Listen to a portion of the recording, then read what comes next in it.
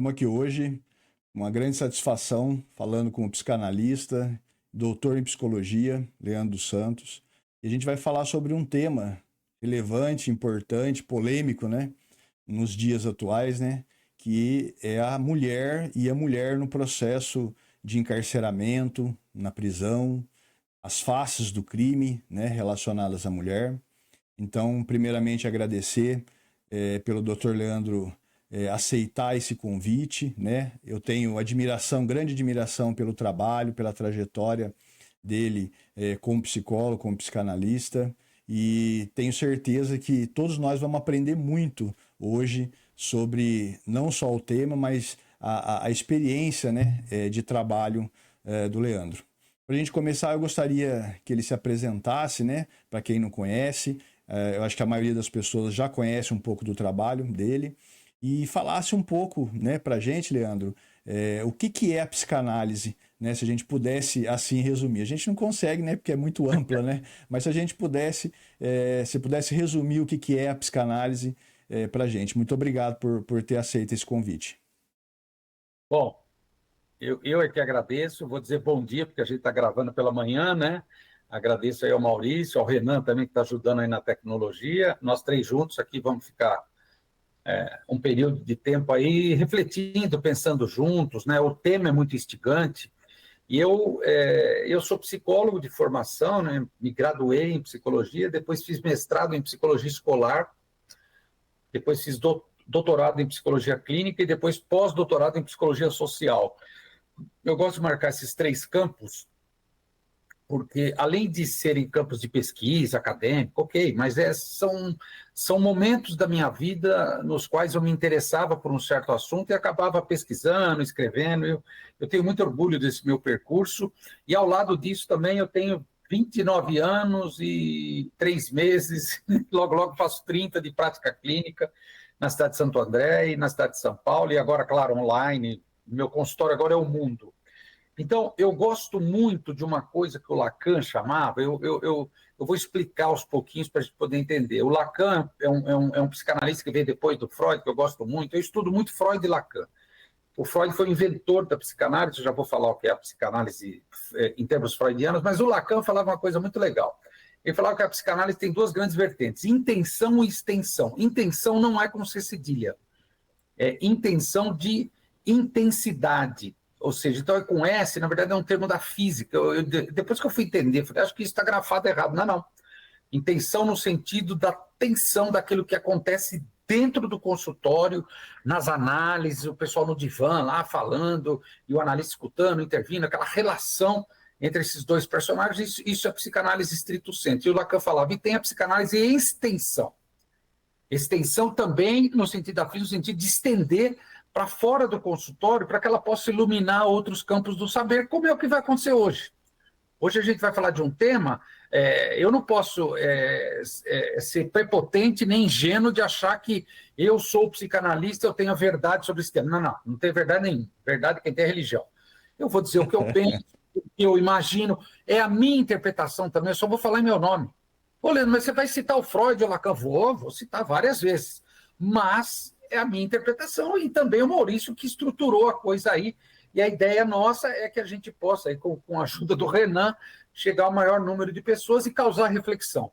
Então, a psicanálise de extensão é para que cada profissional, no seu campo de atividade, se inspire pela psicanálise para repensar sua prática, para inventar novas coisas, para ter um outro olhar, para a gente ficar menos ingênuo, menos vamos dizer assim, à mercê das coisas do laço social mesmo, da sociedade mesmo. A sociedade tem um jeito de funcionar. O Freud inventou a psicanálise dentro dessa sociedade e ela continua. O Freud morreu, mas a sociedade não para. Então, o Lacan falava, o psicanalista tem que estar afinado à subjetividade da sua época. Então, hoje a gente vai falar mulheres no crime. Imagina, 20 anos atrás eu nem conseguiria imaginar isso. Hoje, opa, peraí, já temos algo a pensar sobre isso, que é o que nós vamos fazer hoje. Então, o Maurício me fez uma pergunta. Leandro, o que é psicanálise? Então, eu tenho um defeito, eu falo muito fácil, sou muito acessível, todo mundo me entende, tá? Mas no mundo lacaniano você não pode ser fácil, o ideal é que ninguém te entenda, aí depois fala, puto, Leandro é bom, não entendi nada. Eu acho isso patético, tá? Então, ao contrário, você é bem acessível. Vou falar bem fácil. Então, vou mastigar o que o Freud falava num determinado texto. O que é a psicanálise? Ele colocou 3 itens. Então, ele falou assim, é um meio, uma maneira que eu, seguindo Freud, inventei, de abordar, vamos dizer assim, conceituar fenômenos psíquicos que não dá para fazer de outro jeito. Ele está falando inconsciente. Ok, perfeito. Segundo tópico, eu também inventei um método de tratamento para tratar o que eu chamo de neurose, que tem tudo a ver com o inconsciente. Perfeito. Então, o que a gente chama de terapia, psicoterapia, na verdade, é um tratamento mediado pela fala entre um psicanalista e um paciente, que consiste em 2 coisas. Você vai no psicanalista e vai falar, me fala o que passa pela tua cabeça. E eu, Leandro, psicanalista, vou dizer, ó, enquanto você fala o que passa pela tua cabeça, eu vou te escutar, eu vou ficar na atenção flutuante, eu não estou muito preocupado no objetivo. Me interessa o que está de subjetivo na sua fala. Então, essa é a segunda coisa. E a terceira coisa, que é uma grande aspiração do Freud, né, que isso vai se transformar gradativamente, de fato aconteceu, num grande campo científico, que tem um objeto específico, que é o inconsciente, e que, a partir da descoberta de Freud do inconsciente na condição humana, a gente repensa o homem a partir desse postulado e a partir desse ângulo. De novo, não é só a psicanálise que fala do humano, tem outros campos, eu gosto muito de outros campos também que falam do que é humano, do que é social, eu gosto muito desse assunto, então isso também me ilumina, eu dentro da psicanálise me faz refletir, me faz pensar, e aí eu lancei um livro, seria o meu pós-doutorado, que eu trato um pouco disso, a psicanálise no Brasil, uma questão da psicanálise elitista. Certamente eu e o Maurício ainda vamos falar disso, mas estou só comentando porque isso ilustra a minha preocupação, por isso que eu aceitei. Quando o Maurício me convidou e me mandou o roteiro, eu falei, puta, estou dentro, vamos embora, porque eu gosto desse assunto, eu sei que de alguma forma, de maneira bem humilde, bem modesta, eu vou estar ajudando quem está lá dentro com essas mulheres, o Maurício, mas também essas mulheres indiretamente. Então, eu acho que é uma questão ética, é um dever ético do psicanalista cuidar da psicanálise extensão e vai ser o exemplo do que vocês vão ter hoje aqui. E você sabe que eu acho que é o mais interessante, é que você consegue traduzir, né, essa psicanálise elitista, né, essa complicação que às vezes alguns colegas acabam colocando, né, na psicanálise, deixa ela clara, deixa ela simples, para que qualquer pessoa que assista, né, as suas aulas, os seus podcasts, que elas consigam entender, e isso aí faz sentido, né, na vida da gente, né? Maurício, isso é uma decisão política minha, uma questão política para mim. Eu acredito que isso além de resistência, né, além de ajudar, né, muita gente, porque a internet hoje, esse meio de divulgação rápido, eu tenho certeza que contribui de forma positiva. Mas nesse caminho, né, freudiano, eu sei que a sua linha é mais em Lacan, mas se você pudesse conceituar o que é, eu não consegui ainda, né? O que seria a mulher, né? Se a gente pudesse conceituar sobre o olhar de Freud, ou de Lacan, ou de Jung, o que é a mulher? O que você poderia nos dizer? Ótimo, ótimo. Essa pergunta é ótima para a gente começar, já que a gente vai falar de mulher, né? Sim. O Freud, ele foi para Londres, acho que em 1937, se eu não estou equivocado, e morre em 39. Quem salvou ele foi a Marie Bonaparte, princesa da Grécia, porque o Hitler ia matar o Freud, enfim. Não só o Freud, mas todos os judeus, né? E ela conseguiu, com muito dinheiro, com o embaixador americano, liberar a família Freud e conseguiram fazer a mudança, né? Levou as estantes, os livros e tal. E tem um livro de fotos que ela tirou no dia e depois só foi publicado muito tempo depois. Tem o Freud na janela. Quando eu fui no museu em Viena, eu falei, puta, essa janela que o Freud falou essa frase. Ele estava lá fumando o charuto dele, olhando para fora, e os caras desmontando lá, carregando os livros, aquela coisa de caminhão de mudança. Aí falou, Dr. Freud? Dr. Freud? Aí ele, oi, o que foi? O que o senhor está pensando? A gente precisa agilizar o processo aqui, o senhor precisa dizer onde o senhor quer que ponha as coisas. Não, estava pensando numa coisa, fumando charuto, né? Faz 60 anos que eu tento entender a alma humana, né? E tem uma pergunta que eu não respondi, acho que eu não vou responder, né? Porque de fato ele morreu 2 anos depois. Afinal, o que era uma mulher? Essa pergunta virou livro, virou teoria, virou congresso, virou meme, né? Todos nós saímos de dentro de uma mulher. A gente não conseguiu descobrir com essa mulher que é até hoje, né? A minha já morreu, eu vou morrer também, não vou conseguir saber o que a minha mãe queria. Casei com uma e fiz outra. Então, são 3 mulheres na minha vida, não tenho a menor ideia do que elas querem.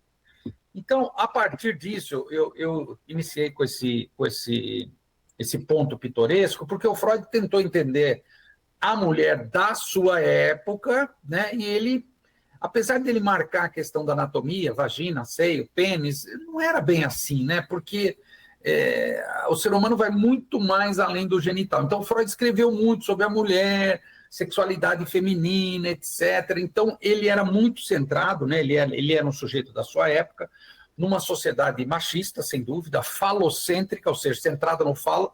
Então, a mulher seria o ser sem falo do ponto de vista freudiano. Mais para frente, um monte de pesquisadores dizem, não, a mulher não tem o pênis, tudo bem, mas ela tem um monte de falo que faz o homem ficar atrás dela a vida inteira. Né? É até a piada. Papai, eu não tenho pipi. Aí o papai fala, querido, você não tem pipi, mas você tem uma coisa aí que os homens vão querer muito. Vale mais que o pipi.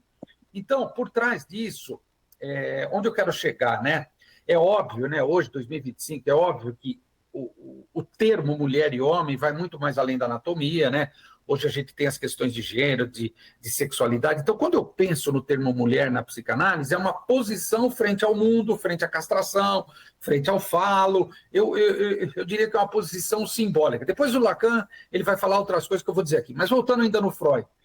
Então, essas mulheres ensinaram o Freud a fazer a psicanálise. Elas são o que a gente chama grosseiramente, que eu acho que a mulher não é só isso, as histéricas. Então, a histeria feminina, a gente vai falar disso no presídio, eu imagino que seja muito intenso isso, porque a histeria é uma posição política da mulher frente a uma sociedade castradora, machista, falocêntrica, patriarcal. Então, a mulher nunca parou. Então, esse papo de, é sexo frágil, a mulher é passiva, Freud nunca acreditou nisso. Tanto que a filha dele, Ana Freud, era um homem. Interessante que você toca num item aí, e que de repente seria até legal a gente traduzir um pouco, né, para quem nos assiste, que é a questão da função materna e das mães narcisistas. Lá na penitenciária, a maioria dos crimes estão relacionados a essa questão mal resolvida, inclusive no histórico de vida dessas mulheres, né? A mulher que foi abusada, a mulher que teve alguns conflitos que não consegue, acaba reproduzindo nas suas filhas, né? Então, como é que você poderia conceituar essa questão da função materna e das mães narcisistas, né? Boa. Deixa eu só acabar o raciocínio do Lacan e já vou pular para essa que é legal. Ótimo. Aí o Lacan depois, ele amplia e pensa essa questão da sexualidade feminina, e aí ele começa a falar de sexuação, ele começa a falar da questão da linguagem. Então, só para a gente entender, Maurício, todos nós passamos pelo Édipo, todos nós, não tem jeito. Alguém nos gerou, alguém entrou no meio entre nós e essa pessoa, a gente ficou frustrado, a gente chama de castração, aí a gente inventa uma fantasia, você é neurótico, você é psicótico, ou você é perverso a partir disso, mas é a maneira como a gente vai se estruturando no mundo. Enfim, é uma coisa que todo mundo passa. O cachorrinho não tem isso, o cachorrinho transa com a mãe. Né? Se uma cadela tiver um filhotinho, ela pode transar com ele daqui a algum tempo. Isso não acontece na condição humana, com raríssimas exceções, mas aí são exceções mesmo. Então, resultado, tem algo que a gente não pode, que aí a gente chama de castração, que é o que vamos dizer, nos constitui. Beleza. Então, você fala, Leandro, então tá legal. Entendi, Leandro. Então, a mulher, ela tem o Édipo lá com a mãe, com o pai, o homem também, o menino, a menina, com o pai, com a mãe, tal, ok. Então, esses personagens míticos, o Freud tem um texto chamado Romances Familiares, eles nos ensinam, a família é o nosso laboratório para amar. Então, quando a gente sai para fora, quando a gente fica adolescente e tal, a gente vai amar para fora, mas a gente vai repetir um pouco dos nossos pais e a pessoa que está com a gente também. Então, é encontro de duas famílias, de duas histórias. Muito bem. Aí você fala assim, pô, Leandro, mas e a mulher quando vira mãe? Também foi uma coisa que o Freud estudou muito, que o Lacan estudou muito. Não é igual quando o homem vira pai. Porque no psiquismo da mulher, segundo Freud, e isso é uma questão que hoje, 2025, a gente precisaria talvez ampliar as discussões, o filho tem o equivalência de falo. Então, o filho é o falo que é completa. Se for o filho homem, melhor ainda. Porque tem a ilusão do pênis, o filho homem tem o pênis, esse pênis, metaforicamente falando, completaria essa mãe. Depois o Lacan vai dizer, não, mas o falo não está só no filho, o falo está num monte de coisa. Hoje a mulherada não procria, o número de crianças hoje tem diminuído absurdamente, é só ver no censo. Então o falo, ele desliza, ele vai para outros lugares. Mas para algumas mulheres, a questão do filho e da maternidade é uma questão complexa. Então, o que a gente chama de função materna também é um ideal social de uma mãe mágica, e que se ela não falhar, o filho dela vai ser um ser ideal. E se ela falhar, ele vai ser um vagabundo, vai ser um bandido, vai ser isso, vai ser aquilo. Isso é uma questão ideológica, isso é uma questão política, eu acho, é um ideal social que encobre os nossos preconceitos. Vou te dar um exemplo, Maurício. Se ela matar o filho, então, aí acabou tudo. Aí ferrou tudo, né? Vou chegar nisso. Aí, quando eu falo em público, eu faço uma pergunta, Maurício. Quer ver? Quer ver? Ô, gente, a gente está falando de coisa e tal. Deixa eu fazer uma pergunta para vocês. Quantas crianças existem para adoção no Brasil? Muitas, né? Olha lá, olha você também. Olha você. Eu tô povão hoje, eu tô povão. Tem gente que fala milhões, cara. A pessoa fala milhões. Eu falei, peraí. Tem 215 milhões de habitantes, você está dizendo que tem milhões de crianças nos orfanatos para ser. Sabe quantas são, Maurício? 4.500. Maioria negras, com 2 ou 3 irmãos, com 14, 15 anos. Agora, por que no nosso imaginário são milhões, milhares de crianças? Porque a gente tem esse imaginário. Na favela, a menina tem 10 filhos, de 10 pais, e manda para adoção. Isso é preconceito de classe média. Isso nada mais é do que preconceito de classe média. Nada. O censo mostra o contrário. O país vai diminuir porque ninguém mais tem filho. Pode observar, você não vê mulher grávida na rua. Você não vê mulher grávida na rua. Como é que vai ter filhos se a mulher não está engravidando mais? Então, isso é uma mudança social que indica até que essa função materna idealizada está caindo. Por exemplo, vou dar um exemplo. Aquela famosa frase dos anos 60, ser mãe é padecer no paraíso. Eu imagino uma menina de 20 anos ouvindo essa frase hoje. Fulana, quantos anos você tem? 20 anos. O que você acha dessa frase? Ser mãe é padecer no paraíso. Eu falo, você está louco. Eu não quero vou sofrer, né? Eu não vou ter filho. Quero trabalhar, quero ter dinheiro, sei lá, eu quero ter minha casa, sei lá, eu quero ter X. E o filho, não sei. É sempre assim, quando eu tiver 40 anos eu vou pensar. Que é o que acontece hoje, cada vez mais as mulheres com 40 anos, de 40 a 45, é a faixa etária que mais cresce a gravidez. E adolescente, ao contrário, não para de cair. Mas no nosso imaginário, na favela, as pessoas têm 200 filhos. Não é verdade, isso é mero preconceito. Muito bem, agora vamos dar um outro avanço, Maurício, que eu pensei lendo as perguntas, e você está fazendo agora uma delas, é bem legal, que é o seguinte, a gente tende a idealizar as mães. Então, mãe não tem nada ruim, mãe não tem maldade, mãe é sempre boazinha. A mulher vira mãe, vira uma santa. Só que tem a mãe ideal e a real, né? Claro, porque o Freud dizia que tem uma divisão, né, no psiquismo dos homens, da mulher que é puta e da mulher que é santa. Ele quer se divertir com a puta e quer casar com a santa. Se ele conseguir juntar as duas na mesma mulher, feliz dessa mulher, mas geralmente não consegue. Então, esse imaginário da puta é uma mulher má, uma mulher pouco confiável, uma mulher de moral rebaixada, questionável. Então, como é que essa mulher vai ser mãe? Tanto que a gente tem a expressão filho da puta. Você vai xingar alguém, você xinga o quê? Filho da puta, não é filho da santa. Então, essa idealização da mãe é uma coisa também que está no nosso imaginário que não tem nada a ver com a vida real. Nada, posso te afirmar, nada a ver com a vida real. Então, a mulher, quando vira mãe, puta merda, é uma revolução dentro da cabeça dela. O pessoal fala dos hormônios. Eu até acho que também mexe com os hormônios, mas não é só os hormônios, é uma questão subjetiva. Então, esse termo, mãe narcisista, é uma coisa da moda que diz uma mãe malvada. Em psicanálise, a gente pensa narcisismo de uma outra forma, não tem muita ligação com essa coisa. Entretanto, eu acredito muito na sabedoria popular. Se os ditados populares inventaram esse termo, tem coisa aí para a gente pensar. Significa o quê?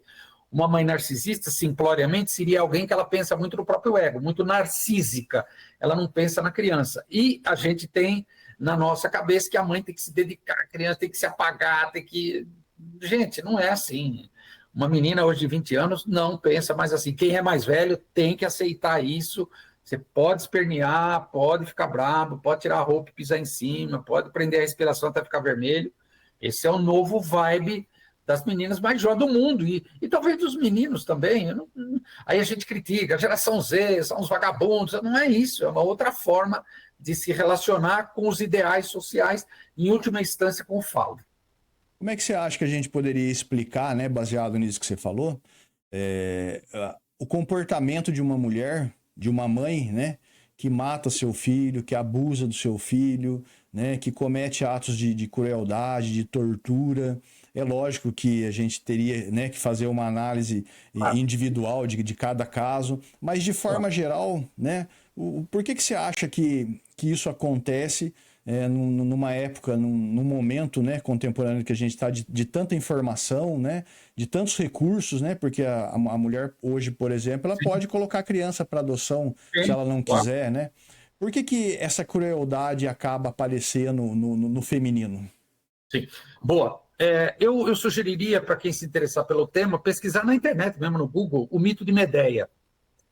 Ela não foi amada pelo companheiro dela, foi lá e matou os filhos dele porque sabia que isso seria uma maneira de agredi-lo violentamente. Então, o mito de Medeia, né, os gregos são bons nisso, né, eles dizem da Medeia que há dentro de cada uma das mulheres. Então, a mulher, por trás de um grande amor, geralmente habita um grande ódio. Então, uma mãe que ama demais um filho ou uma filha, quase sempre ela sufoca esse filho, sabe? Não precisa matar, ela sufoca, ela mata a vida dele, né? Isso eu posso te afirmar no consultório, não para de chegar casos, né? O sujeito tem que se libertar disso, né? Então, essa mãe terrível que está na mídia, né? Está na internet, está no cinema, está na literatura, ela existe, Leandro, mas eu ousaria dizer que é uma minoria. No fundo, é apenas, claro, como você bem disse, cada caso é um caso, não precisaria escutar as pessoas, mas tem algo de uma pulsão de morte. O que eu acho que a psicanálise nos ensina é, quando você ama demais uma coisa, eu amo demais, provavelmente se odeia igual no seu inconsciente. Então, quando esse inconsciente não é, vamos dizer assim, razoavelmente reprimido, né, isso vem para fora e pode gerar coisas horríveis, que são esses casos que a gente ouve. Eu finalizaria a minha resposta assim: não vamos idealizar a mulher. Nesse sentido, a mulher pode ser igual a um homem. Aliás, o pessoal fala que as damas do crime, né, quando a mulher substitui o chefão da gangue lá do crime, que foi morto, e ela é a chefão, ela é pior que ele. Concordo contigo. E você acha que tem diferença nessa questão do crime praticado pela mulher e praticado pelo homem, na questão de requintes de crueldade ou na questão da manipulação, né?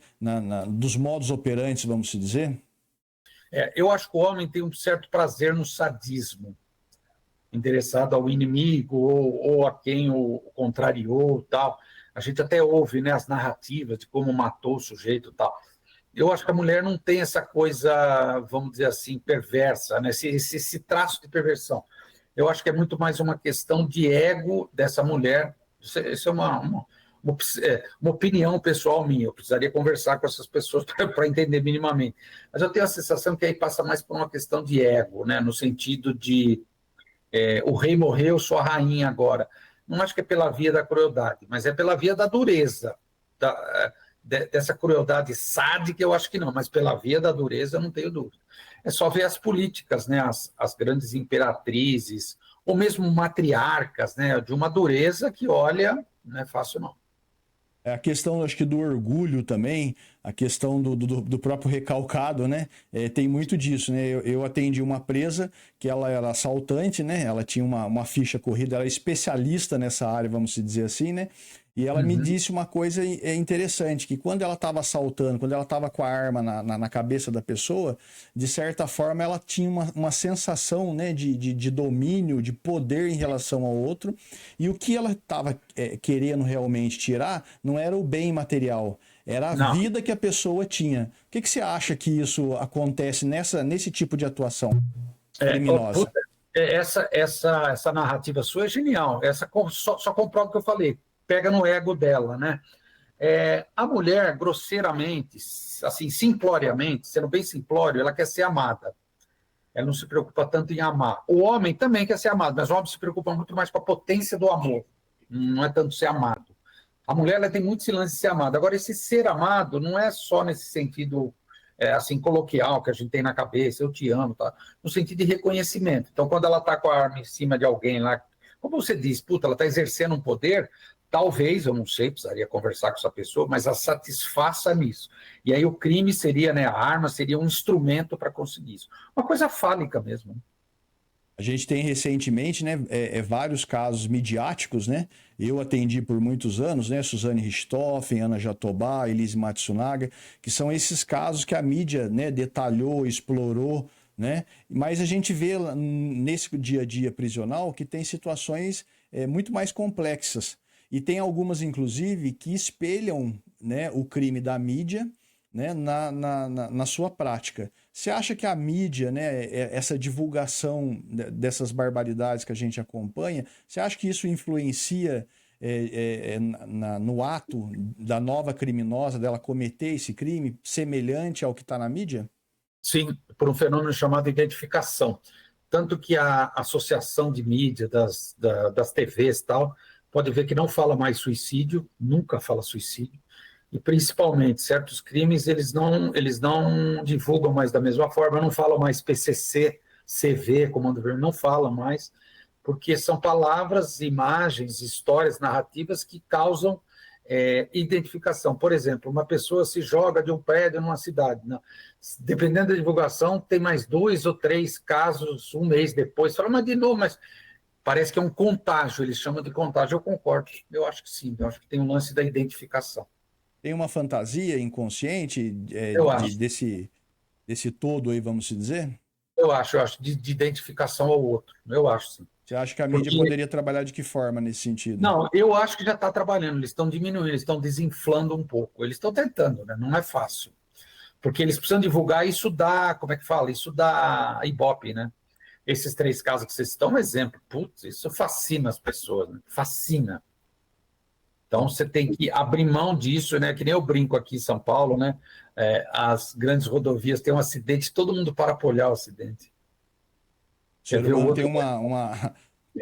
uma afeição pela desgraça, pelo crime, pela, né? Mórbida, sim, sim, sim, sim. Você tocou num assunto importante que a gente vai conversar, aprofundar um pouco mais hoje também, que é a questão do suicídio, né? E aí eu tenho exemplo de uma presa que ela, depois dessa questão que você falou do rompimento de um relacionamento amoroso, né? Frustrada e cheia de conflitos mal resolvidos, vamos dizer, ela optou pelo suicídio, né? Só que ela tinha um filho, né? E ela acreditava que ela não podia deixar esse filho no mundo desamparado, né? E ela envenenou o filho e depois se envenenou para poder cometer a prática do suicídio. Só que a quantidade de veneno que ela tomou não foi suficiente para matá-la, né? E aí ela foi presa, né? Foi condenada, inclusive, pelo crime do homicídio contra o filho. E desde o primeiro dia que ela chegou na penitenciária até ela conseguir concretizar o suicídio dela dentro da penitenciária, ela disse que iria se suicidar. Essa questão do suicídio para a mulher e para a mulher que comete um crime, você acha que isso aí está mais forte, apesar dos números, né, dizerem que quem se mata mais é o homem, né? Não sei. O que você acha, na sua opinião, do suicídio para a mulher? Eu não sei se muda muito, não, Maurício. Não sei se eu tenho algo a dizer, algo, vamos dizer assim, estruturado para te responder isso, não. Eu acho que o suicídio é uma decisão radical, né? O Lacan falava que é o ato mais livre que existe, né? Se você quiser se suicidar, ninguém sabe, está na tua cabeça. Se quiser fazer, ninguém vai te impedir, porque você não contou para ninguém. Então, eu não sei se as estatísticas nos ajudam nisso. Não acho que há uma grande diferença, não. Eu acho que a mulher, ela faz um cálculo, talvez um cálculo tenha a sensação que é até mais preciso do que o homem. Eu acho que o homem falha mais nesse plano mórbido, né, de tirar a própria vida, que é uma solução radical da pessoa. Não sei se teria algo a ser digno de nota nisso. Na sua experiência de consultório, de análise, como é que você acha que o profissional de psicanálise, né, o psicólogo, deve tratar, né, trabalhar esse ideário suicídio, esse É, eu acho desejo? eu acho que é importante a pessoa falar, né? É importante o psicólogo ou o psicanalista também ter cabeça aberta. Aliás, todos os profissionais de saúde, né? Ter cabeça aberta para abrir isso, não ter um olhar de julgamento, mas sim tentar mostrar para a pessoa que tem outras saídas que não só tirar a própria vida. Uma vez eu li um negócio engraçado sobre o Freud, que o rapaz chegou, um rapaz já falou, doutor Freud, eu vou me matar. Ele falou, mas por quê? Eu vou explicar, olha como está o mundo, as guerras, o ser humano. Aí o cara falou umas 10, como é que eu vou pôr um filho no mundo? Você está louco, eu vou me matar. Aí o Freud falou, não, ó, eu entendi, já entendi. Então você vai se matar por causa dessas 10 coisas que você falou. Puta, olha o mundo como está. Aí o Freud falou, bom, ó, todas essas coisas são verdade. Tudo que você falou aí, eu assino embaixo. O que tem a ver com você se matar? Ou seja, por que a gente usa essa saída para lidar com um problema que, no fundo, a gente não está conseguindo lidar? Será que não dá para inventar outra coisa? Então, o psicanalista tem uma aposta ética de que o sujeito possa inventar uma outra coisa e não se matar. Sabe aquele ditado, cão que ladra não morde? Tá latindo, não vai morder, mas você não põe a mão na boca dele, né? Melhor não, né? Melhor não, deixa ele latir só. Eu acho que o suicida, quando ele fala de uma ideia, eu nunca acho que é frescura, mimimi, quer aparecer. Nunca acho isso. Eu sempre, vamos lá, você tem alguma ideia de jirico? Morte morrida ou morte matada? Vamos falar disso. Por que você acha que você ainda não cometeu esse ato? Então tem algo de vida aí. Então você, de alguma maneira, você quer viver. Bom, então, se você quer viver, a gente tem que pensar em outras possibilidades. Não tem só a morte para resolver os seus problemas. A vida é problema, a vida é tensão. E às vezes eu sinto que eu consigo ajudar a pessoa a desviar a libido dela para outra coisa.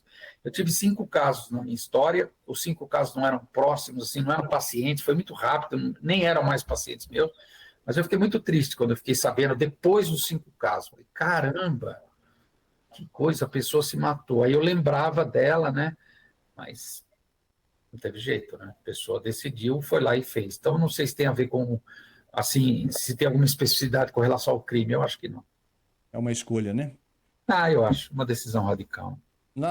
Nos crimes, né, que a gente vê, não só a questão do suicídio, mas outras práticas também, a sexualidade está muito envolvida, né? E Freud fala muito sobre isso, né? O que você acredita, né, na relação da pessoa primitiva, né? E a sexualidade e o resultado final, no caso, que seria a prática criminal. Principalmente os casos que a gente vê de abuso sexual contra crianças, contra filhos, né? Qual que é essa É, relação do primitivo e da sexualidade? isso que você chama de primitivo está dentro de cada um de nós, né? Nós temos uma coisa pulsional muito forte e a gente quer fazer do outro objeto. Tem leis que nos impedem de fazer do outro objeto, lei, moral, religião, bons costumes e tal, mas está sempre dentro da gente, sempre dentro da gente. Então, cada um de nós pode fazer coisas horrorosas. Nesse sentido, a lei precisa ser muito firme, né? A lei precisa ser muito, assim, eficaz, para que a gente não cometa atos horrorosos como a gente ouve falar. Eu penso que essas pessoas que cometem esses atos, eu penso que a barreira do superego não funcionou. E aí faz algo que não deveria ser feito com alguém que não queria estar ali, no caso, uma criança, por exemplo, ou mesmo um adulto, enfim. Mas, via de regra, crianças, né? A criança, ela não quer, ela não está ali para isso, né? Então, nesse sentido, eu acho que o sujeito precisa de uma punição exemplar para que ele não volte a fazer e que também sirva de exemplo que a gente não pode fazer tudo o que a gente quer. O histórico familiar interfere fortemente nisso, né? Eu acho que tem uma coisa inconsciente aí de geração para geração. É muito comum as pessoas falarem, fui abusado, agora eu abuso de crianças, por exemplo. Tá, isso não é álibi, você não pode abusar de criança. Nem alguém deveria ter abusado de você. E a gente sabe o quanto isso acontece, né? O Freud só teorizou sobre isso. Não é porque o Freud teorizou que isso parou de acontecer, pelo contrário. Mas em algumas práticas criminais a gente vê isso mais claro, mais visível. Eu atendi uma presa que ela disse que foi abusada sexualmente, a filha dela foi abusada e foi por conta disso que ela foi condenada a quase 10 anos de prisão. E quando ela chegou na primeira entrevista, né, na penitenciária, ela dizia que acreditava que aquilo era normal, porque na família dela isso acontecia de forma, Sim. entre aspas, natural, né? E aí, quando ela deixou a prisão depois de 8 anos, ela veio falar comigo, ela disse, hoje eu entendo que isso é errado, que isso é um crime, né? Sim. Essa concepção, esse entendimento, como é que a gente poderia trabalhar isso aqui fora, né? Num trabalho mais preventivo, vamos dizer? Eu acho que esse trabalho que você chama de preventivo seria os profissionais, os especialistas de qualquer campo, não só da psicologia, da psicanálise, chegar nas escolas, chegar na mídia, chegar em atividades grupais, que de vez em quando a gente consegue aí, e falar dessas coisas, que a gente não pode fazer tudo, que tem uma lei, que tem certas coisas que são interditadas. Isso tem um efeito, eu acho, sabe? Isso eu acho que pode ajudar, mas eu acho que também a gente imaginar que a gente vai viver numa sociedade com zero desse tipo de coisa, eu não acredito. Sempre vai ter uma exceção que está fazendo algo que não poderia, que não deve. É a lei. A lei precisa ser muito forte, a lei simbólica, a lei concreta, para impedir as pessoas, de novo, de fazer aquilo que elas podem desejar lá no seu íntimo, lá nas suas profundezas, homens e mulheres. Essa questão da sexualidade, dos crimes sexuais ou do próprio infanticídio, você acredita que está relacionada à recusa da função materna? No caso, a gente atende lá a maioria mulheres, né? Tá ligado nessa questão? Tipo, não queria ser mãe, né? Fui mãe por circunstâncias da vida. Às vezes, sim. Eu acho que no inconsciente a pessoa pode não querer ser mãe. No consciente, sim, mas no inconsciente, às vezes, não. E eu acho bom isso, porque se ela não quer, alguém tem que cuidar dessa criança. O filho é sempre uma coisa, vamos dizer assim, investida, né, narcisicamente, de todos nós, mães, pais. Então, é complicado, porque cada um lida de um jeito, né? Você tá me falando nas entrelinhas de uma coisa curiosa, né? Porque a mãe, a mocinha que é mãe, ou mulher adulta que é mãe, ela também é filha. Às vezes é comum, hoje cada vez menos, mas era comum a menina ficar grávida e dar o filho para a mãe criar. Porque essa mãe dela, né, que seria a avó do menino, só sabe ser mãe. E aí a gente observa que ela se torna mãe de novo e fica feliz e a menina fica livre para fazer o que ela quiser na vida. Isso era um fenômeno muito comum quando eu comecei na psicanálise. Hoje menos, eu até concordo que hoje bem menos, mas eu acho que a gente ainda tem algumas exceções e dependendo da maneira como a pessoa lida com isso, né, com essa, não vamos chamar de recusa, mas vamos dizer, esse distanciamento do ato de se tornar mãe. Tá, eu sou mãe, vou cuidar desse filho. Às vezes pode cair em coisas, em saídas horríveis e essas pessoas precisam ser escutadas, não julgadas no mau sentido. Vamos dar voz para essas pessoas, que é o seu papel, imagino. A análise ajuda bastante, né? Sim, Nessa elaboração que a gente chama. sim. Você falou num podcast seu que eu achei interessante, né? Que em 30 anos de consultório você nunca atendeu um adulto, você só atendeu criança, né? Você acha que esse processo, se a gente pode chamar assim, de amadurecimento, seria importante, seria interessante a gente buscá-lo antes, né, de entrar num relacionamento afetivo, antes de ser mãe, antes de ser pai? Qual que é a sua opinião em relação a essa questão, né, anterior, né, a essas relações? Eu acho que quando a gente decide ser pai ou ser mãe, a decisão não é consciente. Eu vou ter um filho hoje. Tal. Não, não é assim. É no inconsciente e, de alguma maneira, a gente elege um parceiro ou uma parceira para ter esse filho. Às vezes o parceiro ou a parceira também tá na mesma vibe e aí tem uma criança. Geralmente isso dá certo, né? Pô, nós dois queremos, tá, vamos curtir nosso filho, vamos criar, tal. Isso não tem nada a ver com classe social, com dinheiro, escolarização, nada disso. É uma questão mesmo de libido, né? Agora, às vezes, a pessoa quer uma coisa conscientemente, quer outra coisa inconscientemente, né? Então, ela precisaria ser escutada. Nesse sentido, putz, se bastante gente pudesse fazer análise, ajudaria. Porque antes de você tomar qualquer decisão, e ser mãe, ser pai, é uma tremenda decisão, seria legal você pensar muito nisso. Eu acho, minha opinião, né, 30 anos de clínica, o sujeito que faz uma análise antes de ser pai ou mãe, eu acho que ele ajuda muito os filhos, porque o filho não fica depositário da felicidade dele ou dela, né? O filho não serve só para tapar um buraco, é um filho mesmo, e meu filho é diferente de mim, não é uma extensão minha. Então, a análise ajuda muito. Você me disse certa vez que fez, né, análise há muito tempo, mas que se pudesse teria começado antes, né? O que você poderia dizer para as pessoas, né, sobre os benefícios, né, se é assim que a gente pode chamar, de um processo terapêutico, da análise, dessa elaboração, para que as pessoas pudessem buscar isso, né? Sim. Eu indicaria a todo mundo, vai fazer análise para saber as coisas que te motivam, para saber o que você quer, para saber o que você não quer, para poder parar de repetir as coisas que a gente repete. Putz, como repete. Então, a análise ajuda muito nisso. É um processo, é uma coisa mágica, um tesouro que o Freud deixou para a humanidade e que a gente precisa achar um bom analista, ter uma boa relação também. As coisas precisam, vamos dizer assim, se integrar. E aí acontece, putz, eu fui um felizardo. Eu fiz uma grande análise de 10 anos, me ajudou muito. Comecei um pouquinho mais velho, acho que eu tinha uns 27, 28 quando eu comecei, e fui até quase 40, enfim. Eu gostaria de ter começado antes, né? A minha filha faz análise desde quando ela tinha 7, 8 anos, faz 10 anos de análise. Eu vejo que a vida dela é diferente, né? Assim, da maioria das pessoas da idade dela. Não significa que ela seja melhor ou pior, não é essa a questão. A gente nem pode fazer análise e comparar com o outro, a gente tem que comparar com a gente mesmo antes da análise. No caso da minha filha, eu vejo nitidamente o progresso, foi o que eu pude ofertar para ela, porque minha mãe e meu pai não tinham como ofertar isso para mim, eles nem sabiam o que seria. Dentro da prisão, né?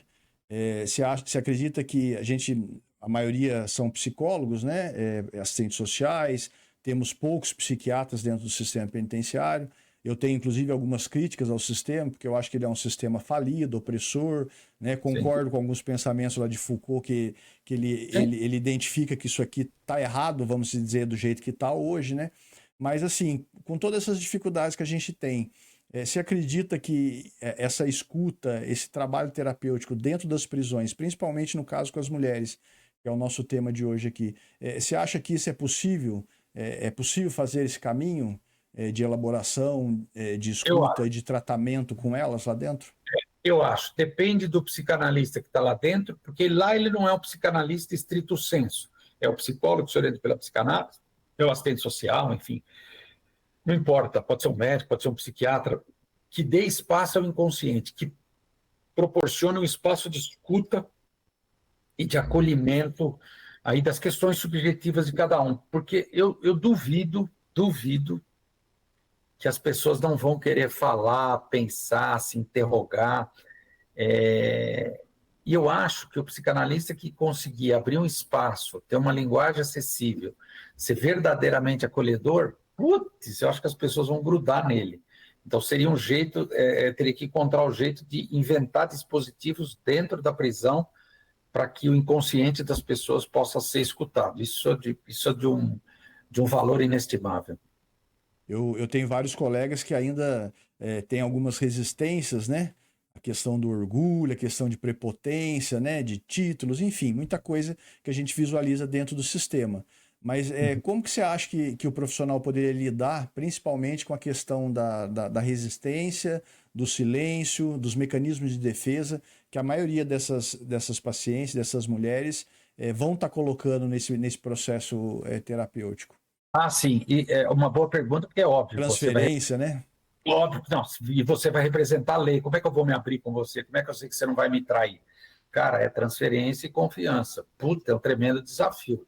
Agora, também tem que falar na lata, ó, querido, sei lá, querido, tanto faz. Eu vou estar aqui quinta-feira, 9 da manhã. Você quer vir aqui falar da tua vida?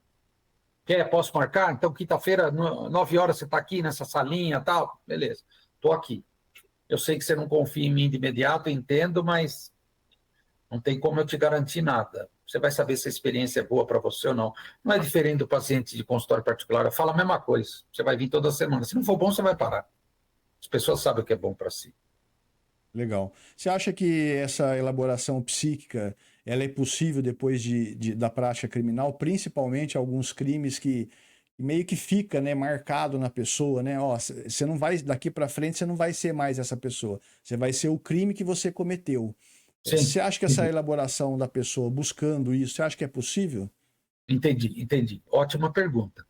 É óbvio que é um esforço muito maior, evidente, né? A gente chama de elaboração, a gente chama também de ressignificação. Se o sujeito conseguir passar da culpa para a responsabilidade dentro dele, e de fato se perdoar, né? Puta, eu fiz uma coisa horrível lá atrás, mas eu não sou só isso, eu sou mais do que isso.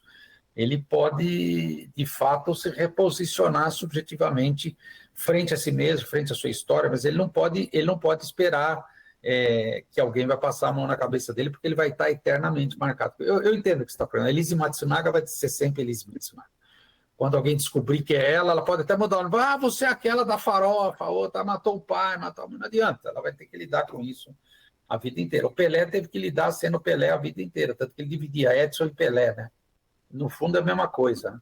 Já foi, já passou, já aconteceu. Você tem que ressignificar isso, você tem que, de alguma maneira, se perdoar, não no sentido cristão, mas no sentido, não, eu tenho responsabilidade, foi o que eu fiz, eu paguei minha pena, sou um homem, sou uma mulher livre, tanto faz, e agora eu quero reestruturar minha vida. Fácil não vai ser. Você acha que os totens, você falou aí do cristão, né, do religioso, você acha que isso acaba ferrando com o processo, vamos se dizer? Eu atendi Eu acho. uma senhora lá, idosa já, foi presa com 82 anos, né? E ela participou do abuso sexual de algumas crianças na igreja aonde ela atuava. Em respeito, entre aspas, né, ao padre que era o líder religioso lá, né? Quer dizer, ela não conseguiu romper com aquela situação por conta desse totem, dessa questão religiosa. Você acha que a religião, né, principalmente nas práticas que envolvem o crime, ferra com o sistema, atrapalha com o negócio ou não? Depende, depende. No caso da religião católica, a religião católica aumenta a culpa cristã. Mas, por exemplo, uma vez eu estava lendo um artigo, por que todo mundo no Carandiru, lembra do Carandiru? E Crente, mas todo mundo vira crente. Ninguém vira budista, umbandista, muçulmano. Todo mundo vira crente. Aí o cara está escrevendo, lógico, quando você vira crente, tudo passa a ser do demônio. Aquela coisa horrorosa que eu fiz foi o demônio, não foi eu. Eu não, eu sou ótimo. Então, nesse sentido, você tira totalmente a responsabilidade. O psicanalista fala, não, foi você que fez lá atrás, a responsabilidade é sua, e você tem que bancar essa responsabilidade e tentar sair disso. Não adianta ficar se culpando. Você tem que cumprir sua pena legalmente, juridicamente, cumpriu. Você não é necessariamente aquele cara que fez aquilo lá atrás. Você não pode fazer aquilo de novo, tem um limite, você não pode fazer tudo o que você quer. Então, nesse sentido, a igreja, ela pode atrapalhar muito a ideia de, sei lá, talvez de reabilitação, que deve ser alguns ideais jurídicos do mundo penitenciário. é interessante isso que você falou, porque a gente tem 10 igrejas lá que frequentam semanalmente. 9 são evangélicas, apenas uma católica. Você traduziu o que a gente tem na prática, né? Eu já li muito sobre isso, né? Enfim, eu tô só sistematizando algo que eu já li, eu nunca tive lá dentro, mas eu consigo deduzir, né? É, é, Geralmente o cara vira pastor, né? Aquele cara que matou sim, a filha da escritora de novela, o cara virou pastor antes de morrer, né? vários, né? Temos vários, né? Sim. Como é que você poderia conceituar ou explicar, né, de forma mais simples para todos nós, né, a questão de conceitos que às vezes acaba sendo um pouco complicado, né, meio teórico, como a Sim. psicopatia, a sociopatia, a esquizofrenia, o narcisismo e os transtornos, né, de forma geral. Como é que você poderia dar uma noção, né, para a gente do que seria essas questões? Boa, boa pergunta. Vários campos de conhecimento tentam lidar com isso, né? A psiquiatria forense, né? A psiquiatria, vamos dizer, mais judiciária, tenta conceituar, ele é um psicopata, ele é um sociopata, tá? Geralmente cobra de preconceito, a gente projeta a nossa agressividade nesses personagens, o esquizofrênico vai me matar. Quando a gente está no campo da psicanálise, a gente pensa em três grandes coisas: neurose, psicose e perversão. A neurose seria uma maneira de lidar com essa castração anterior lá que eu falei lá atrás, eu não posso ter tudo que eu quero, no édipo, eu não sou completo, vou ter que achar alguma coisa para me completar, a gente passa a vida inteira tentando achar isso. A gente tem a psicose, que é uma maneira de lidar com isso, inventando outra realidade, não significa que o sujeito seja agressivo ou violento, o sujeito só está tentando se organizar para ele poder lidar com a realidade, quase sempre tem fenômenos elementares, que é ouvir vozes e ver coisas, que também faz parte de um delírio, na verdade não é uma fantasia. Então, o sujeito tem que lidar com isso. A psiquiatria, muitas vezes, quer entupir o cara de remédio. O psicanalista vai dizer, não, vamos dar voz para esse cara, vamos ouvir, mesmo que seja uma história bizarra, não importa, é a verdade dele. Então, a gente se importa muito com a verdade. E tem a perversão, que o Freud, por exemplo, nem considera uma estrutura, mas o Lacan, os outros pensadores, assim, consideram, né, que o perverso é um cara também que lida com essa castração, não pela via da impotência, ou da impossibilidade, ou do impedimento. Ele diz, não, peraí, vamos driblar isso. Não dá para a gente dar um jeitinho, não, eu não posso mesmo transar com a minha mãe, enfim. ele está sempre às voltas com isso. E aí, nesse grande campo da perversão, as pessoas ficam tentando enfiar. Ah, então ele é um sociopata, então ele é um perverso, então ele é um psicopata. Eu acho que ele pode ter até atos ou mesmo comportamentos, né? Eu não gosto muito de falar de comportamento, porque tem algo que precede o comportamento, que é o inconsciente, mas até mesmo comportamentos que se encaixam nisso. Aí as pessoas tentam sistematizar e transformam ele num personagem que, no fundo, todo mundo gostaria de ter coragem de ser ou fazer. Então, Freud fala que a perversão é o negativo da fotografia da neurose. Então, o neurótico ele tem um traço perverso forte, mas ele não consegue fazer pela culpa, pelo superego. Então, o perverso seria um sujeito que tem outra relação com o superego, não está muito preocupado, não que ele não sinta algo também, lógico que ele sente um certo vazio, uma certa angústia, é muito comum, mas raramente o perverso chega numa análise, raramente. Agora, o traço de perversão do neurótico é muito comum, nós já tivemos até presidente da República aqui no Brasil que se encaixaria facilmente nisso. Então, a questão que se põe é, a gente precisa tomar cuidado, porque se a gente levar para a psicanálise esses termos aí mais midiáticos e mais, vamos dizer assim, que condensam muito do interesse das pessoas, confirma a psicanálise, é isso mesmo. Não, a psicanálise não confirma isso. Por exemplo, o narcisismo, a gente não pensa dessa maneira chapada que a mídia... Não, narcisista todo mundo é, porque nós somos narcisos, porque a gente é a questão da libido, é a questão do objeto, enfim, aí tem toda uma conceituação técnica que quem está ouvindo a gente também não precisa entender tão facilmente, mas é sempre para nós mesmos, a libido sempre volta para nós mesmos. Nesse sentido, nós somos todos narcisistas. A gente tem alguns exemplos lá do dia a dia, de análise de alguns psiquiatras, né, que indicam traços de psicopatia na mulher, e aí ela ganha a cena encontrando na esquizofrenia um outro tipo de transtorno que pode abrandar a pena dela. Aí ela vai para o atendimento, né? A gente costuma chamar de meter no louco, né? Dizendo que, não, agora eu sou esquizofrênico, porque aí eu não tenho uma sentença. Aí ela recebe uma medida de tratamento. Em vez dela ficar 80 anos presa, ela vai ficar 3, 4 numa medida de tratamento.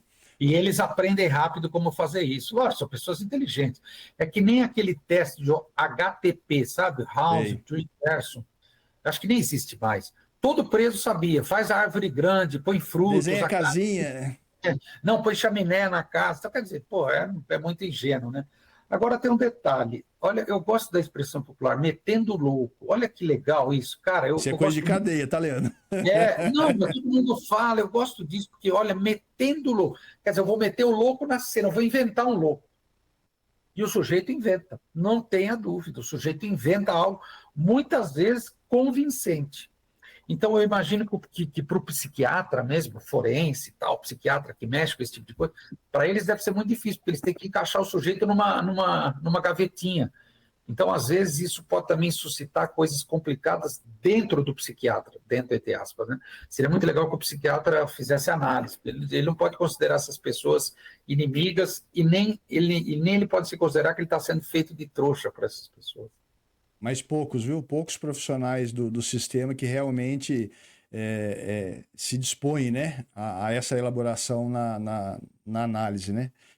A gente tem alguns casos, né, da questão da lei, né? Da mudança de papéis. Eu já atendi muitas policiais, juízas, promotoras, muitas advogadas. Certa vez chegou um grupo lá de 15 advogadas envolvidas no crime, né? Como é que 15 num grupo só. Como é que você poderia explicar essa alteração, essa mudança de papel, né? Eu estou num momento aqui na lei e em outro momento eu estou no papel de presa, né? Como é que isso acontece dentro dessa análise, na psicanálise, né? Boa. Adorei essa pergunta. Isso vale não só para a mulher, mas vale para o homem também. Políticas também, tá? Eu esqueci das políticas. Claro. Como é que o cara passa do bem para o mal? Mas ponha aspas no bem e no mal. Porque nós somos... Putz, isso é fácil de responder. Isso aí o Freud tira de letra. Nós somos ambíguos, nós somos dúbios, nós somos paradoxais. Então, como eu disse, quando tem muito amor, tem muito ódio também. Quando tem muito bem, tem muito mal. Quando tem muita honestidade, eu desconfio. Tem algo de desonesto lá no fundinho, lá onde acha petróleo de cada um de nós. Então, eu imagino, né, não é meu caso, não é minha prática, mas eu imagino que quem tem uma prática que lida com a lei, eu acho que de alguma maneira, não sei, os filmes mostram isso, mas eu tendo a concordar, que a pessoa balança um pouco. Por exemplo, eu posso ser uma pessoa extremamente honesta. Eu, Leandro, eu vou me eleger deputado federal. Puto, o Leandro se candidatou, ele se elegeu. Eu sou uma pessoa extremamente honesta. Pode ser que lá na hora, como deputado federal, o meio, as identificações, os laços com as pessoas podem abalar as minhas convicções e talvez, né, a religião católica fala da tentação, aí a tentação bate no nosso ouvido e aí a gente pode pensar, ter ideias questionáveis e aí, em alguns casos, chegar até o ato, como é o caso dessas advogadas aí, né? Essa alternância, né, de papéis é complicado, principalmente nos crimes relacionados ao homicídio, né? A gente tem alguns exemplos de policiais, né, que eram matadoras de aluguel, vamos se dizer. Isso. Como é que explica esse prazer da pessoa, né? No caso não é só da mulher, né? Do ser humano em tirar a vida do outro, em matar por prazer, não só pelo dinheiro, né? Mas por prazer Sim. mesmo. Sim. Tinha uma lá que falava para mim, ó, falou, seu Maurício, eu só faço furinho, quem mata é Deus. Quem mata é E Deus. dava risada, entendeu? Eu só apertei o gatilho, Eu acho que essa pessoa que ela mata, metaforicamente, porque cada caso é um caso, eu acho que essa pessoa que ela tira a vida, eu acho que de alguma maneira, para essa pessoa, para quem fez isso, para quem puxou o gatilho, né? Eu acho que esse outro que morreu encarna um personagem talvez muito profundo para ela. Ele tem um valor, né? Um valor, vamos dizer assim, muito peculiar no psiquismo dessa pessoa e principalmente, né? A gente precisaria entender por que esse ato é tão prazeroso para ela que ela continua fazendo. Porque o Freud dizia uma coisa interessante, Maurício. Ele falava assim: são 10 mandamentos, são poucos, né? Então a gente precisa usar bem. Por que vai desperdiçar um mandamento chamado com o termo não matarás? Ué, o ser humano não é bonzinho? Ninguém vai matar ninguém. Não, vai matar sim, senhor. Então precisa ter um mandamento lá da Igreja Católica para o cara ter culpa e não matar, etc. Mas, dentro de cada um de nós, a gente pode matar o outro, pode ser um inimigo. A gente mata o outro com bala, a gente mata o outro com fofoca, a gente mata o outro com canalice, a gente mata o outro de várias formas, né? Então, a gente tem uma agressividade dentro da gente que pode chegar nisso. O que você acha que diferencia, qual que é o gatilho, qual que é o interruptor que diferencia entre os pensamentos intrusivos, entre a ideia, né, da prática do crime e a execução dele mesmo? Eu acho que aí a gente chama, essa é uma opinião pessoal minha, eu acho que quem chega ao ato aí, de fato, vai puxar o gatilho, a gente chama de passagem ao ato, não é pensado, vem do inconsciente para o consciente, estado bruto, e o sujeito simplesmente atua. É diferente de pensamento intrusivo, que aí tem a ver com o superego, com a culpa, eu não paro de pensar nisso. Mas pensamento é um ensaio para a ação. O pensamento é uma coisa, a ação é outra. Às vezes a ação vem sem pensamento. Né? Os crimes de ciúmes, por exemplo, de paixão, né? Chamados crimes. Putz, o cara não pensou naquilo. Vou lá e vou matar o meu rival. Quando ele viu, ele já fez porcaria, já matou um cara e estragou a própria vida. Né? A presa estava conversando com o marido mexendo no WhatsApp, ela pediu para ela ver. Ele não deixou, e ele era policial, né? Ela foi lá, pegou a arma dele e ameaçou ele. Falou, não, eu quero ver o que tá no seu WhatsApp aí. Sim. Ela não tinha intenção, mas a arma disparou, pegou de raspão o tiro, enfim. Ela não tinha intenção, né? Ela era uma mulher muito religiosa, inclusive. O que você acha que acontece, né, nesse tipo de situação que você vê que a pessoa não é uma mulher criminosa, né? Foram circunstâncias Mas você vê, que levaram. nos ciúmes dela, ela é uma criminosa, né? Porque a rival que estaria lá no WhatsApp do marido, ela quer eliminar ou a rival ou o marido, um dos dois. E aí ela não se deu conta, ainda bem que o cara não morreu, mas poderia ter morrido, você concorda? Então, não é bem assim, ela é bonzinha, ela é boazinha, cidadã de bem, não. Dentro de nós, o mal nos habita. Nada daquilo é aquilo mesmo. Imagina. A agressividade está dentro de cada um de nós. É só ter a situação. Eu sempre falo, essa pessoa é tão centrada, tão séria, tão zen. Eu falo, vamos ver ela quando ela está sentindo inveja, ciúmes, quando ela se sente atacada na vaidade. A pessoa reage. Ixi. Vamos ver ela na reação dela, não na ação, né? Porque a ação a gente pode elaborar, pode pensar, mas a reação é aquilo que vem de pronto, né? Exatamente. Muitas mulheres, né, muitas criminosas, muitas reeducandas, muitas presas, elas relatam perturbações, se é assim que a gente pode chamar, a fala delas, né? nos sonhos, né? Ah, Sim. sonhei tal coisa, vem memórias da questão do próprio crime, né? Como é que a psicanálise, né? Como é que Freud poderia resumir para a gente a importância, né, do sonho na questão do inconsciente?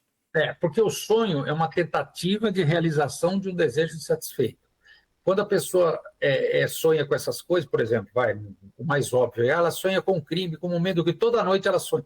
É sinal que esse assunto não tá resolvido, é uma tentativa de resolução. Então, o psicanalista, ao invés dele calar, dele tapar, isso é sonho, é besteira, ele vai falar, não, fala disso. Por que você acha que você está sonhando com isso toda noite? Por que você acha que isso está se repetindo? O que você acha que esse sonho quer dizer para você? O que falta para você resolver isso na sua vida? Entendi. Deu uma travada Ah, aí. acontece. A gente acredita, né, em algumas questões, em alguns discursos, né, que vêm no dia a dia da prisão, em alguns relatos, que a gente sabe que nada daquilo é aquilo que está sendo dito. Tem muito mais. Psicanálise trata isso, né? Como é que você poderia explicar, né, para a gente de forma simples, né, em Freud ou em Lacan, a importância dessa questão do discurso, né, de coisas que a gente acaba dos xistes, das coisas que a gente acaba falando, né, Boa. expressando, né, e que dizem muita coisa, né? Boa. O Freud inventa o tratamento centrado na palavra, cura pela palavra. Depois o Lacan fala que a psicanálise, ela trabalha com o inconsciente, e o inconsciente se estrutura como uma linguagem. E tem um autor chamado Foucault, que ele acha que, no fundo, nós somos parte componente de discursos. Tanto que aí depois até o Lacan parte de uma frase do Freud, que o Freud fala que tinha 3 profissões impossíveis: psicanalizar, governar e educar. O Lacan pega as 3 e adiciona uma, a histeria. Então ele chama de discurso do mestre, né, que seria o discurso do professor, do universitário, né, o discurso do sujeito histérico, o discurso do analista e o discurso do mestre, que seria esse discurso social, o discurso do universitário seria o discurso da academia, tal, o discurso do mestre seria esse discurso político, esse discurso social. Então esses 4 discursos dizem como nós nos relacionamos com o outro, né? O Foucault pega num outro caminho, mas vai nessa toada. O Lacan era amigo do Foucault, enfim, ele bebe nessa fonte do Foucault para estabelecer os 4 discursos. Para nós, o que interessa, voltando um pouco na sua pergunta, é o seguinte: nós somos seres de linguagem, e o Freud falava que o que ele ouvia no consultório era uma questão linguística. Então, as palavras significam coisas. Então, por exemplo, que nem você falou, meteu louco. Leandro, é uma expressão hoje popular, né? Aqui na Zona Leste de São Paulo, todo mundo fala isso, né? Mas ela representa, ela condensa uma série de elementos que diz de uma realidade, ou de uma cena, ou de uma dinâmica que só quem está falando pode explicar, né? Pô, quando você fala meteu louco, você quer dizer, meteu louco é igual a tal coisa. Então, o psicanalista trabalha com a significação das palavras, né? E nem tanto com o significado no sentido do dicionário. Aí o Lacan fala, então, na verdade, a gente trabalha com os significantes. Então, quando a gente pensa nesse universo, por exemplo, aí do presídio, tal, das mulheres e tal, a gente tem que pensar nas palavras que ocorrem lá, que saem da boca dessas mulheres, e quem trabalha lá, da sociedade também, o que a mídia escreve sobre isso. A gente trabalha com isso e intervém nisso, porque a potência está presente na palavra, que é o que o Freud chama de pulsão. Acha que fica impregnado um pouco no profissional essa relação? Muitas colegas de lá se aposentam adoecidas, né? Algumas têm câncer, enfim, doenças mentais. Você acha que essa relação com o crime por muito tempo, né? Acaba imprimindo no profissional, seja ele na área de psicologia ou não, algumas implicações, vamos dizer? Eu acho que sim, eu não conseguiria comprovar estatisticamente, mas se você me permite, eu acho que o nosso trabalho ele acaba atravessando muito a nossa existência, qualquer trabalho. No consultório também, independente É de uma estar no... coisa. Tanto que é muito difícil alguém não trabalhar, né? A gente fala, mas o bilionário não trabalha. Tá, mas ele tem que trabalhar com o dinheiro dele, também é um trabalho. E você acha que, assim, corre o risco, né? A sociedade, penso que faz muito isso, né? É, em dois lados, né? Ou ela romantiza, vamos dizer, o crime, né? Ou ela cria um estereótipo da mulher criminosa como a mulher má, enfim. Você acha que esses dois extremos é perigoso, né, numa análise da mulher que comete um crime? Ou Eu acho, romantizar demais, ou... eu acho que é uma maneira de idealizar aquela coisa do Freud, né? Da puta e da santa. A mulher é as duas coisas. Nesse sentido, ela não é diferente do homem. Não acho. Eu acho que essa romantização, essa idealização, aí só prejudica a mulher. A vida não é isso. A vida é mais que isso. Não, isso é besteira, isso é imaginário. Eu acho muito interessante os conteúdos que você compartilha na internet, porque você deixa a psicanálise e o entendimento das relações humanas de uma forma assim fácil para que as pessoas consigam compreender e, inclusive, colocar em prática no dia a dia, na vida. Você acha que a psicanálise mais antiga, né, mais elitista, ela tá mudando ou ela continua ainda não conseguindo falar a linguagem do povo? Eu não sei, eu acho que está mudando sim. Uma vez eu fui no Museu do Freud em Viena e a menina perguntou para mim por que a psicanálise era tão popular no Brasil. Aí eu dei resposta, blá, blá, blá, tal. Aí ela falou, ela pegou um livro dele e falou: esse homem aqui, seu Leandro, ele queria ser entendido pelo homem médio de Viena. Esse homem era o Freud, né? E é verdade, tudo bem, você lê o Freud, de fato, você entende muita coisa, te ajuda, mas ler Freud nos torna mais inteligentes porque ele não é fácil, ele não é simplório, ele é simples, mas não é simplório. E ele fala umas coisas, escreve umas coisas que até hoje a gente fica meio aturdido. Então, eu vou responder a sua pergunta a partir de um autor que eu gosto muito, chamado Násio. É um argentino que fala fácil, mora em Paris há muitos anos, já estudou com Lacan, deve ter uns 90 anos hoje. Ele tem um livro chamado O Prazer de Ler Freud. E ele tem um prefácio, puta, eu acho maravilhoso. Toda hora eu repito e vou repetir agora de novo. Ele fala assim: o prazer de ler Freud, quando o compreendo, é saber de sua força e sua loucura, dessa força louca que anima nós humanos. O prazer de ler Freud é saber que, para além das palavras, é de nós que ele está falando. Então, o Maurício, eu sempre tento mastigar um pouco Freud para as pessoas, sempre tento apontar esse caminho. Conheça Freud, vá ler Freud.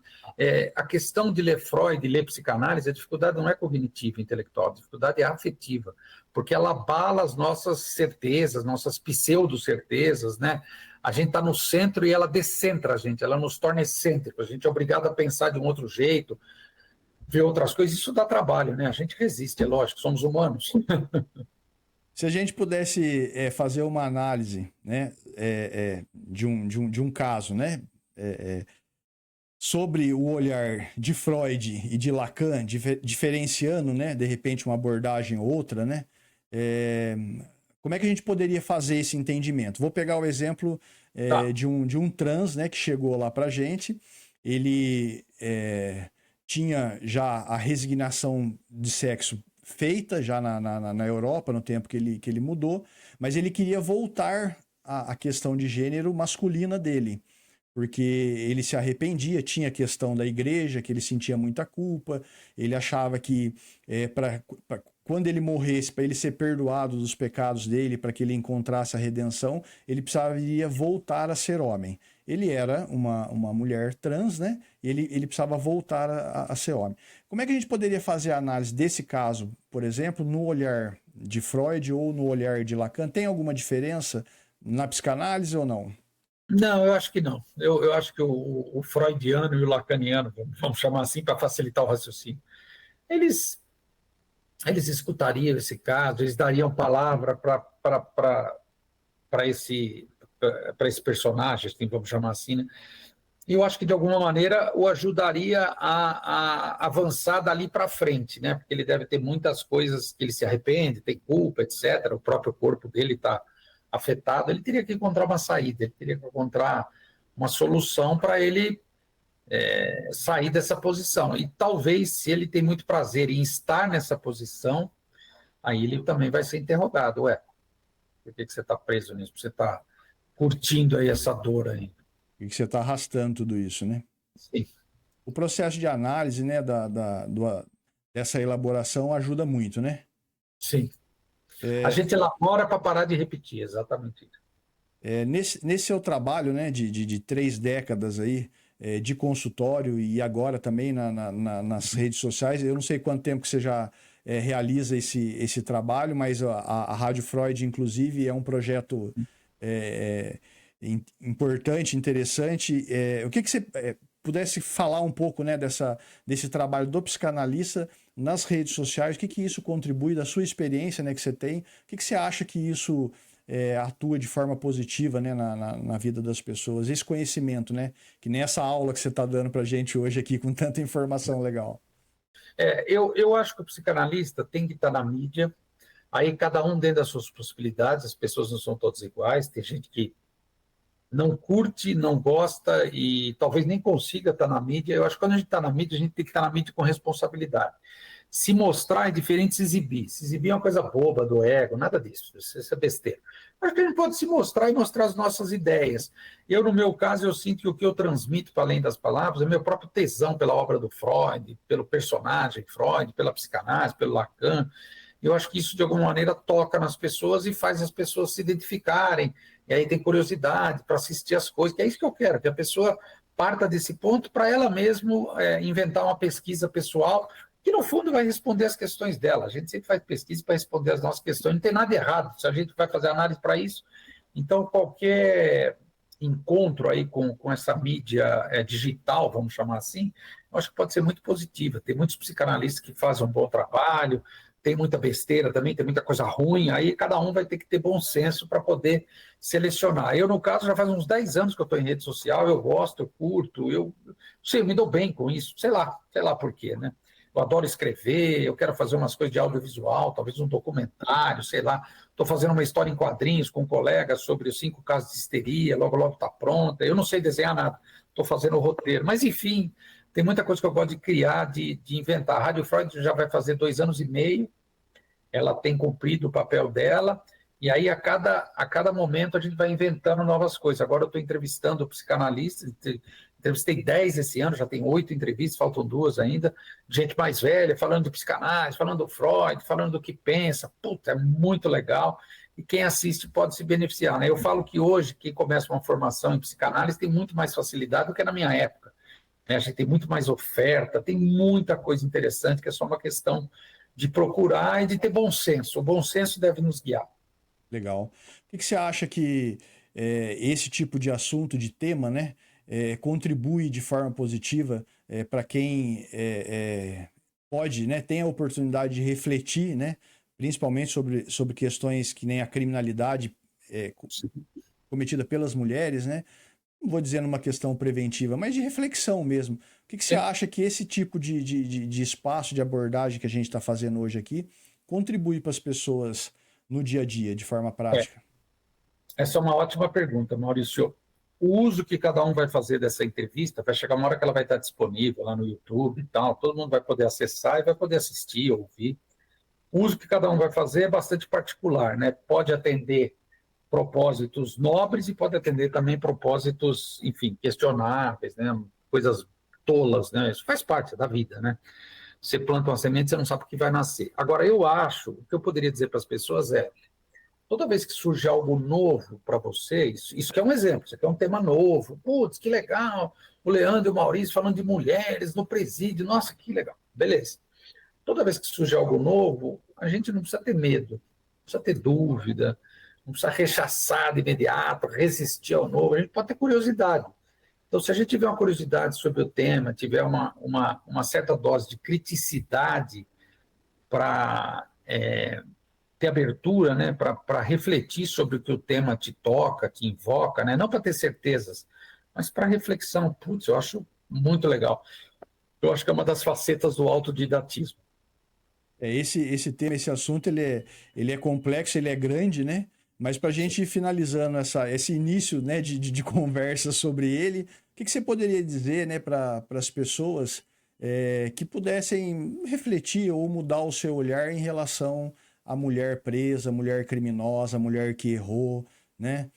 porque ela está presa hoje, mas amanhã ela vai estar aqui do nosso lado, em sociedade, convivendo, né? O que você poderia contribuir nessa reflexão para a sociedade de forma geral, nesse olhar que ela tem sobre a mulher presa, a mulher criminosa?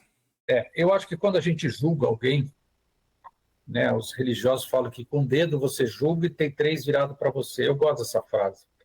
Eu acho que quando alguém comete um erro e está pagando por esse erro, e é isso mesmo, é assim que a nossa sociedade se estrutura. Em outra sociedade, a pessoa seria enforcada, sei lá, matariam ela, mas aqui não. A pessoa cumpre o prêmio de privação de liberdade durante 30 anos para ela refletir sobre o que ela fez. Quando ela sair depois de 30 anos, ela não repetir, não reincidir. A ideia é essa. Se funciona ou não é outra discussão, mas a ideia é essa. Acho que a gente precisa tomar muito cuidado para não usar o outro como projeção do nosso lado mais sombrio. Todos nós temos um lado mais sombrio, é humano, sabe? O lado B do vinil. Não joga o seu lado B do vinil em cima do outro. Ao invés de jogar no outro, pensa em você. Faz uma autoavaliação, né? Sim? Legal.